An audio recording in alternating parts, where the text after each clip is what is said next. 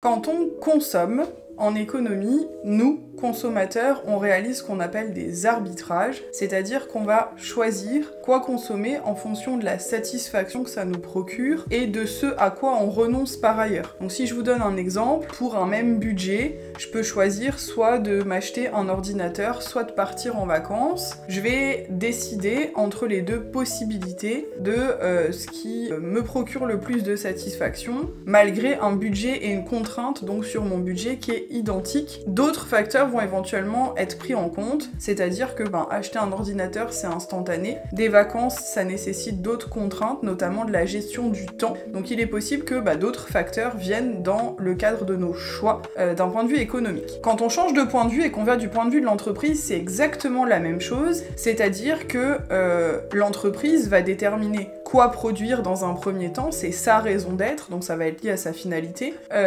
D'ailleurs, si c'est pas une entreprise et que c'est une autre organisation, ce sera pareil. Mais du coup, si je pars du point de vue de l'entreprise va déterminer quoi produire et va déterminer comment produire. Et dans ces deux questions-là, en fait, il va y avoir plusieurs implications, plusieurs éléments qui vont avoir une influence, en fait. Et on va parler là plus en détail des facteurs de production et on va expliquer comment les facteurs vont déterminer les choix de production. Donc je le disais, la valeur en économie, c'est la satisfaction qu'un agent économique va retirer de la réalisation d'une activité, soit de la consommation, soit pour ce qui nous intéresse ici pour une entreprise, plutôt du cadre de la production. L'entreprise en elle-même, elle va reposer, l'activité de l'entreprise va reposer sur différents facteurs qui vont lui permettre de réaliser son cœur de métier et donc de répondre à la mission qu'elle s'est fixée pour justement répondre aux besoins des consommateurs. Au niveau des facteurs de production, alors on en a deux historiques principaux dont on parle énormément. On a d'un côté le facteur capital qui correspond à tout ce qu'on va pouvoir investir dans le cadre de l'entreprise et qu'on va pouvoir derrière exploiter, donc le fait d'avoir des machines, des locaux, etc. Et on a par ailleurs le facteur travail qui correspond à l'activité humaine et à la main-d'œuvre qui est intégrée. Au titre des autres facteurs, bien évidemment, il y a le fait de travailler en collaboration avec d'autres entreprises elles-mêmes qui vont nous fournir des matières premières. Donc, on en a parlé dans d'autres vidéos dans le cadre des partenariats. Donc il va y avoir en fait des contrats qui sont mis en place avec ces autres entreprises. Et le dernier point qui prend de plus en plus d'importance dans un monde où en fait il faut aller extrêmement vite, c'est les connaissances en fait. Et le fait d'être capable d'exploiter ces connaissances, on en a parlé un tout petit peu par rapport à la quantité d'informations, c'est-à-dire que la connaissance désormais est complètement accessible, c'est-à-dire que vous allez pouvoir retrouver toutes les informations sur un sujet, ou en tout cas la majeure partie des informations sur un sujet en faisant quelques clics sur votre ordinateur. C'est pas pour autant que vous les avez intégrés, que vous êtes capable de les réutiliser dans un contexte. Donc cette capacité-là à engranger des connaissances et à être capable de les accumuler et de les réexploiter dans de bonnes conditions, c'est un vrai élément différenciant pour les entreprises, et donc c'est ce qui va faire que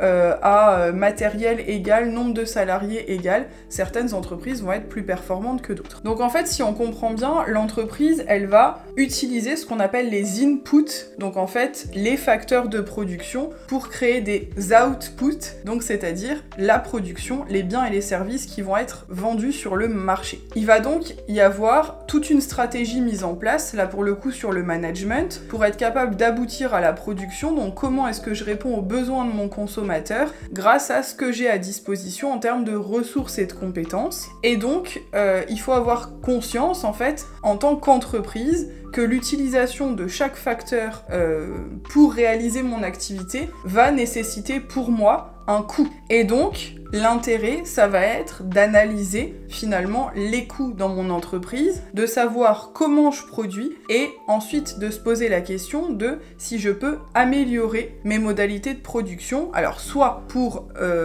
avoir un même niveau de production mais payer moins cher, avoir moins de coûts de production, soit conserver ce que j'ai dans l'entreprise mais d'être capable de le pousser à son niveau maximum pour augmenter justement ce que je suis capable d'en sortir en termes de production. Je vais m'arrêter sur les deux premiers facteurs, donc le facteur capital et le facteur travail. C'est souvent ceux dont on parle le plus à différents niveaux, c'est-à-dire que déjà, c'est des facteurs qui sont, selon les circonstances, soit dits complémentaires, soit substituables. Pour la partie complémentaire, je vais vous donner un exemple qui va être très parlant. Dans l'industrie, par exemple, vous avez énormément d'actions qui sont réalisées par les machines, aussi dans l'objectif d'ailleurs que ce soit moins pénible pour l'homme. Il n'empêche que tout de A à Z ne peut pas être fait par la machine, parce qu'il faut un moment une prise de décision, parce qu'il faut vraiment un travail de précision particulier, justement une connaissance qu'on est capable d'appliquer dans un certain contexte, et que pour le moment on ne sait pas faire par la machine. Donc on a sur un même résultat abouti l'intervention à la fois de la machine et de l'humain. Dans ce cas-là, si on est obligé d'avoir les deux pour aboutir à un résultat, on dit qu'ils sont complémentaires. En revanche, dans certaines situations, on peut avoir des facteurs qui sont substituables. Alors souvent, c'est substituable dans le sens de la machine va remplacer l'homme. Ça arrive que ce soit dans l'autre sens, surtout sur des démarches qui sont éthiques, où on essaye de réintégrer du travail et de l'intervention humaine, mais c'est vrai qu'avec le progrès technique et l'amélioration qu'on sait faire sur les machines, d'autant plus maintenant à l'ère de l'intelligence artificielle, il risque d'y avoir une substitution de la machine sur l'homme sur de plus en plus d'activités. Attention, je suis pas en train de dire que l'homme n'aura plus sa place, mais il me semble qu'on est vraiment dans une époque de transformation profonde, ce qui fait que certains métiers complets pourraient être repris par l'intelligence artificielle et où en fait de nouveaux métiers vont être créés qui vont être en lien avec tous ces métiers qui sont peut-être plus pénibles ou plus répétitifs qu'on va pouvoir réaliser davantage avec l'intelligence artificielle. Se posent après toutes les questions des contours, etc.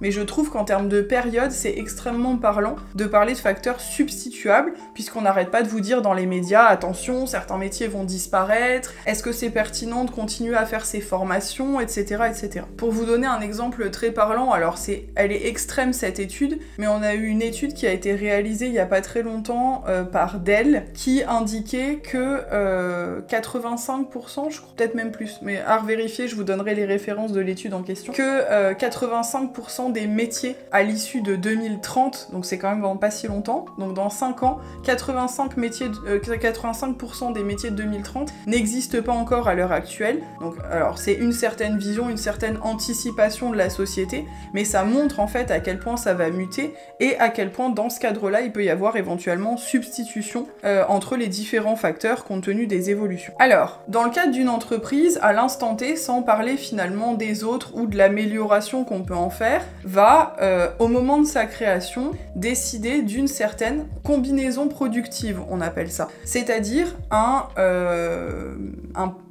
panel, un regroupement qu'on va faire qui va nous permettre de réaliser la production qu'on souhaite. Donc il va choisir d'avoir 2 machines par exemple et 10 salariés. En revanche, la combinaison productive, c'est réellement un choix stratégique. C'est-à-dire que parfois, peut-être dans les petites structures, on se pose pas réellement la question de est-ce que c'est plus pertinent d'acheter une machine ou est-ce que je vais plutôt prendre un salarié supplémentaire. Mais en réalité, c'est un choix qui a énormément d'impact derrière et où en fait, il ne faudrait jamais prendre cette décision à la légère, alors que ce soit une considération économique ou autre. Après, vous pouvez avoir d'autres critères qui viennent dans le cadre de votre choix dans l'entreprise, mais d'un point de vue déjà purement économique, c'est un choix qu'il faut pas prendre à la légère, puisque au niveau de l'organisation que vous avez en interne, il faut bien comprendre que pour un même niveau de production, c'est-à-dire 100 produits que vous allez vendre, vous avez une multitude de possibilités d'organisation interne pour réussir à faire ces 100 produits par semaine. Imaginons donc que votre ambition c'est faire 100 produits par semaine, vous vous rendez compte que pour faire ces 100 produits par semaine,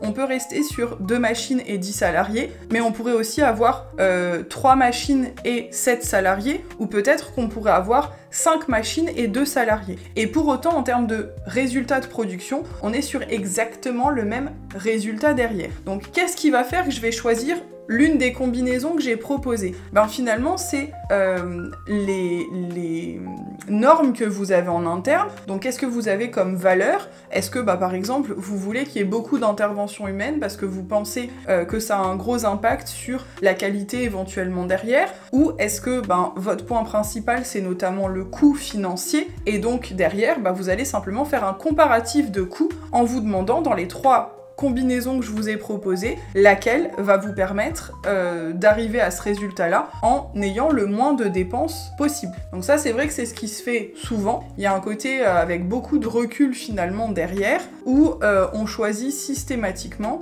la combinaison qui nous permet de produire la même quantité à moindre coût. Donc simplement au niveau des coûts, on va prendre en compte différents types de coûts. Vous en avez 2 principaux, vous avez les coûts fixes et les coûts variables. Pour expliquer la différence entre les deux, des coûts fixes, c'est des coûts qui ne vont pas être modifiés. Alors, ne sont pas modifiés du tout, mais en tout cas restent identiques jusqu'à un certain volume de production. Si je vous donne un exemple, à chaque fois que vous augmentez un petit peu votre production, vous n'allez pas être obligé de changer de local et donc d'augmenter votre loyer. C'est-à-dire que jusqu'à un certain niveau, de 100 produits par semaine à 450 par semaine, vous pouvez conserver le même local, et donc dans ce cadre-là, en fait, votre loyer est considéré comme une charge fixe. À l'inverse, vous avez certaines charges qui sont dites variables, qui vont évoluer compte tenu de votre niveau de production.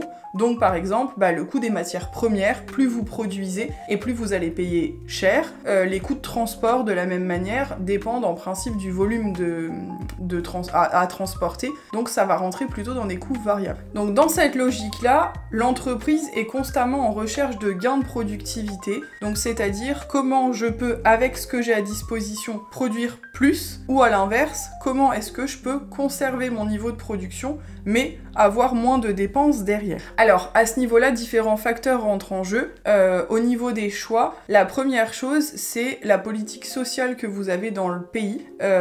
Par exemple, en Europe, c'est vrai qu'au niveau des choix, on aura davantage, c'est pas une vérité absolue, mais on aura davantage tendance à aller plutôt vers l'achat d'une machine supplémentaire plutôt que vers l'ajout d'un salarié, dans la mesure où les charges sociales sont assez élevées et donc où le coût est assez important pour un salarié. Encore une fois, il y a d'autres considérations qui rentrent en ligne de compte, donc je nuance un tout petit peu le propos.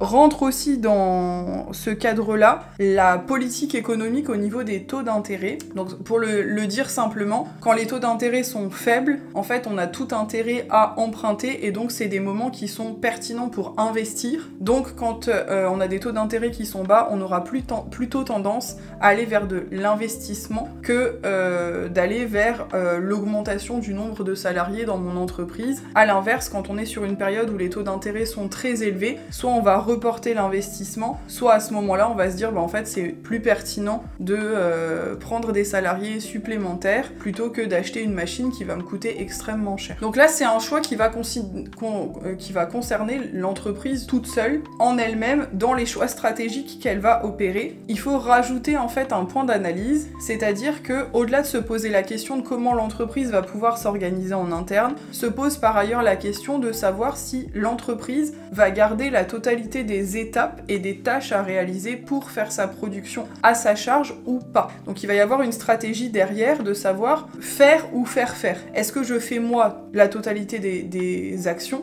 ou est-ce que je décide de faire appel à un prestataire extérieur? On en a parlé dans d'autres vidéos sur lesquelles on parle de partenariat. Donc c'est vrai que parfois il est pertinent en fait d'être capable de déléguer une partie de son activité au profit d'autres personnes. Alors les critères en fait qui amènent à ce choix peuvent être différents. On a le fait qu'en termes de coûts, parfois un prestataire extérieur qui ne fait qu'un type d'activité va être capable de générer des gains, en fait des économies d'échelle que nous on ne peut pas réaliser. Donc ça va être plus intéressant de faire appel à un prestataire extérieur plutôt que faire soi-même, parce que tout simplement ça vaudra moins cher que de faire appel à lui. Il y a aussi le critère de compétence. Sur certains secteurs, vous avez des entreprises qui sont spécialisées sur un thème particulier, sur une mission particulière, et donc faire appel à quelqu'un de l'extérieur, ça vous permettra d'avoir un résultat qui est bien plus pointu que si vous le faisiez vous directement derrière. derrière. Le dernier point, c'est quand vous n'avez pas la capacité en fait à répondre à la demande. Donc le fait de faire appel à un prestataire extérieur, ça permet de grossir les capacités de production et donc de pouvoir faire face à cette demande. Il faut simplement faire attention puisque le fait de faire appel à un prestataire extérieur, ça a donc certains avantages qu'on vient d'énoncer, mais ça a des inconvénients par ailleurs. Le premier inconvénient, c'est que du coup, comme vous déléguez, vous perdez une part du contrôle, c'est-à-dire que c'est quelqu'un de l'extérieur qui va réaliser une partie de votre activité, sauf que le client il contracte avec vous, et donc si la qualité de votre prestataire n'est pas au rendez-vous, c'est vous derrière qui risquez d'avoir un souci, donc au niveau du contrôle. Le deuxième point, qui est un petit peu lié finalement, c'est que du coup vous perdez de l'autonomie, c'est-à-dire que vous devenez un peu dépendant de votre prestataire extérieur, donc déjà il faut bien les choisir, et en plus de ça il faut avoir conscience qu'il va falloir composer avec un intervenant extérieur et que vous avez plus cette autonomie pure qui vous permet de réaliser toutes les activités en interne, d'être complètement indépendant et de ne pas avoir à demander à qui que ce soit pour réaliser votre activité. Le dernier point qui est très d'actualité, c'est le fait de se rendre compte qu'on a d'autres considérations donc qui rentrent en ligne de compte. On le disait un tout petit peu tout à l'heure, mais je vais revenir dessus. La première chose, c'est que le développement durable et l'éthique rentrent de plus en plus dans les considérations et dans les choix qu'on va faire dans le cadre d'une combinaison productive. Donc la première chose, c'est le fait de se poser la question de ce qui va être le moins générateur de pollution, par exemple, ou ce qui va être le moins consommateur de ressources naturelles. Et le deuxième point, c'est d'un point de vue éthique, puisque on dénonce beaucoup actuellement les conditions de travail dans certains secteurs, etc. Donc les choix qui vont être faits vont parfois tenter de prendre en considération ces nouveaux critères qui sont importants à la fois d'un point de vue sociétal et du point de vue des consommateurs. Et ça va du coup modifier un tout petit peu la combinaison productive qu'on va réaliser. J'en ai parlé aussi dans d'autres vidéos, c'est ce qui justifie parfois les fameuses entreprises à mission qui sont des nouvelles modalités juridiques où en fait les statuts juridiques restent les mêmes, mais on a en plus un volet à mission qui rajoute des obligations pour les entreprises et qui leur permet par ailleurs de générer certains avantages. Voilà, on se retrouve dans d'autres vidéos pour des contenus liés à l'économie, au droit ou au management. À bientôt!